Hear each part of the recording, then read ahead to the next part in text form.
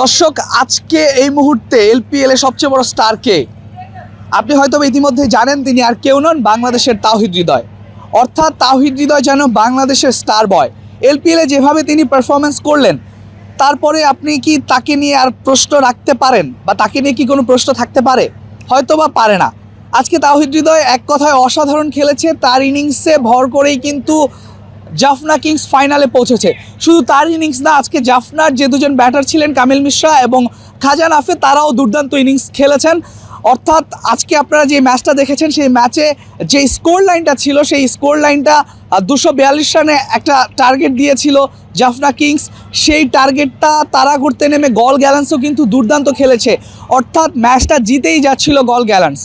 তাওহিদ হৃদয় যদি সেই মোমেন্টটাতে নেমে দুর্দান্ত 21 বলে 54 রানের সেই ইনিংসটা না খেলতেন, 257 স্ট্রাইক রেটে ব্যাটটা না করতেন, 3টা 4 5টা ছক্কা যদি না হাঁকাতেন, তাহলে কি এই রানটা এত দূর যেত? যদি এত দূর রানটা না যেত, তাহলে হয়তো বা গল গ্যালান্সি আজকের ম্যাচটা জিতে যেত। তবে তাওহিদ হৃদয় আজকে যেভাবে খেলেছেন, তাতে আপনি তার প্রশংসা করতে বাধ্য।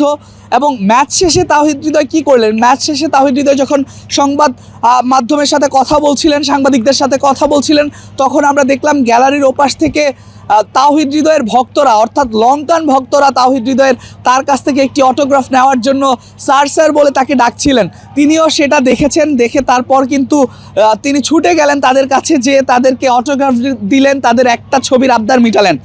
আজকে তাওহিদ হৃদয়ের ইনিংসটা কিন্তু বেশ কার্যকরী ছিল, সেটাতে কোনো সন্দেহ নেই।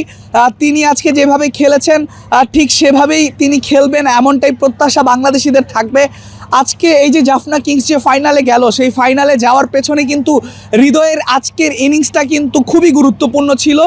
হৃদয় যদি ওই যে 15 ওভারে যখন নামলেন, খাজা নাফে যখন রান আউট হয়ে ফিরলেন, তারপর যখন তাওহিদ হৃদয় মাঠে নামলেন, তাওহিদ হৃদয় মাঠে নামার পরেই তার মোমেন্টামটাই ছিল আজকে তিনি হিট করবেন, অ্যাটাক করবেন, তিনি সেটাই করেছেন। দুর্দান্ত খেলেছেন, একের পর এক ছক্কা হাঁকিয়েছেন, 4 মেরেছেন, স্ট্রাইক রোটেট করেছেন। অর্থাৎ কামিল মিশ্রা সেঞ্চুরি করে যখন ক্রিজে ছিলেন, সেই কামিল মিশ্রাকে স্ট্রাইক কম দিয়ে তাওহিদ হৃদয় ব্যাটিংয়ে বেশি ছিলেন, কিন্তু ব্যাটিংয়ে থেকে যেই কার্যকরী ইনিংসটা, সেই কার্যকরী ইনিংসটা কিন্তু তাওহিদ হৃদয় খেলেছেন। অর্থাৎ আজকে এক কথায় স্পটলাইট সব তাওহিদ হৃদয়ের দিকে ছিল। তাওহিদ হৃদয় স্টার, বাংলাদেশের স্টার বয়, এলপিএলেও আলো ছড়াচ্ছে। একটু সাকিব আল হাসানের প্রসঙ্গে আসি। সাকিব আল হাসান আজকে ব্যাটিংয়ে সুযোগ পায়নি, ব্যাটিংয়ে নামার সুযোগ পায়নি। বোলিংয়েও বেশ খরচে ছিলেন। 3 ওভার বোলিং করে 36 রান দিয়েছে, একটা উইকেট দিয়েছে। সাকিব আল হাসানের ওই একটা উইকেট কিন্তু খুবই গুরুত্বপূর্ণ ছিল। আপনারা দেখেছেন গল গ্যালান্স যেভাবে খেলছিল, ম্যাচটা তারা বের করে ফেলবে এমনই একটা সিচুয়েশন তৈরি হয়েছিল। সেখানে সাকিব আল হাসানই কিন্তু এসে একটা ব্রেক থ্রু এনে দিলেন।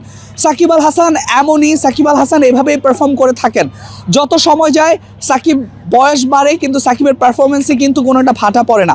হয়তো বা এখন একটু বয়স হয়েছে, পারফরমেন্সে কিছুটা ঘাটতি রয়েছে, তবে ম্যাচের গুরুত্বপূর্ণ সময়ে কিন্তু সাকিব আল হাসান ব্রেক থ্রু এনে দিচ্ছে। আজকেও ঠিক তেমনটাই আমরা দেখলাম। হয়তো বা আজকের ম্যাচটাতে এমনই হওয়ার কথা ছিল, বোলাররা বেশি রান কনসিড করবে, যেহেতু বড় সংগ্রহ দিয়েছে সাকিব আল হাসানের দল জাফনা কিংস, সেখানে বল করতে এসে একটু এক্সপেন্সিভ হবে এমনটাই প্রত্যাশা ছিল, আসলে এমনটাই হওয়ার কথা।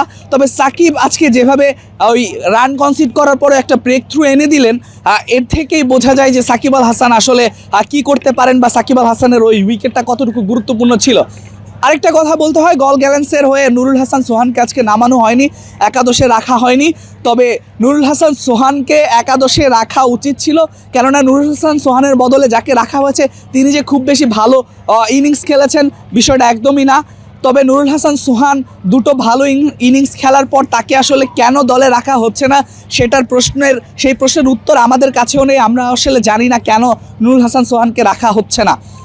তবে আশা করি পরবর্তী যেই কোয়ালিফায়ার ম্যাচ 2টা আছে, সেখানে নুরুল হাসান সোহান দলে ব্যাক করবেন, এমনটি আসলে সকলের প্রত্যাশা থাকবে। তবে সব কিছু মিলিয়ে সাকিব আল হাসান, তাওহিদ হৃদয়, তাদের দুর্দান্ত পারফরমেন্সে জাফনা কিংস জয় পেল এবং ফাইনালে চলে গেল।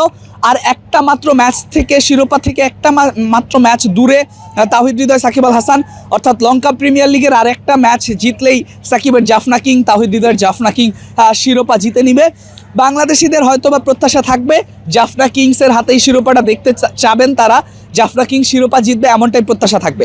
দর্শক, আজকে বাংলাদেশি ক্রিকেটারদের পারফরমেন্স কেমন লাগলো, বিশেষ করে সাকিব আল হাসান এবং তাওহিদ হৃদয়, সেই পারফরমেন্সটা কেমন লাগলো সেটা আপনারা কমেন্টস বক্সে জানাতে পারেন।